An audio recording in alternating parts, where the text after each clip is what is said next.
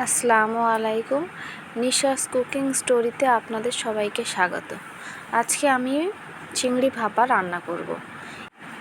এই রান্নার পদ্ধতিটি খুবই সহজ, আপনারা বাড়িতে একবার ট্রাই করে দেখবেন। এটা খেতে খুবই সুস্বাদু হয়। তাহলে শুরু করা যাক আজকের রেসিপি। প্রথমে একটা বাটিতে চিংড়ি মাছের খোসা ছাড়িয়ে চিংড়ি মাছগুলো নিয়ে নিলাম। পাশের বাটিতে আদা রসুন বাটা, পেঁয়াজ বাটা এবং কাঁচা লঙ্কা জিরে একসঙ্গে বেটে রেখেছিলাম। ওটা আপনাদের কোনো কারণের জন্য দেখাতে পারিনি। তারপর ওইগুলো সব দিয়ে আমি এর মধ্যে লবণ দিয়ে দিলাম এবং লবণের পরে একটু হলুদ দিয়ে দেব।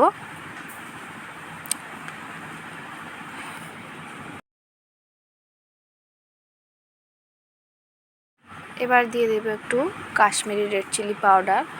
যেহেতু ওদিকে আমি কাঁচা লঙ্কা বাটাটা দিয়েছি, ওই জন্য লঙ্কার গুঁড়োটা আমি এতে ব্যবহার করিনি। এবার দেব সরিষার তেল।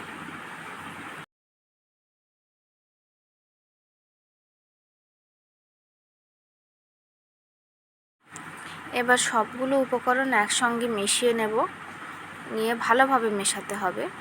ভালোভাবে মিশিয়ে নিয়ে আপনারা চাইলে হাত দিয়েও এটা করতে পারেন। আমি হাত দিইনি, এতে একটা চামচ ব্যবহার করেছি। এইভাবে ভালোভাবে মিশিয়ে এর ঢাকনাটা আমি এবার লাগিয়ে দেব।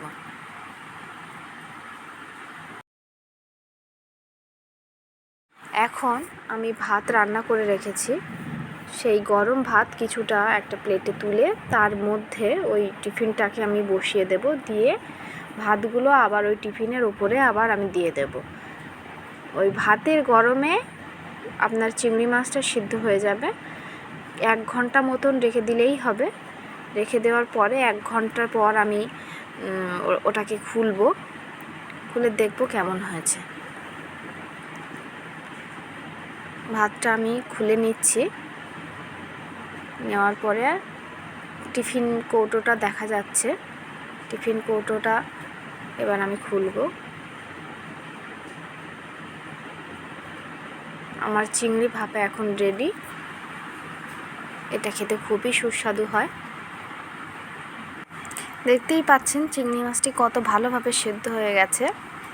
এটি গরম ভাতের সঙ্গে একটা অসাধারণ একটি রেসিপি।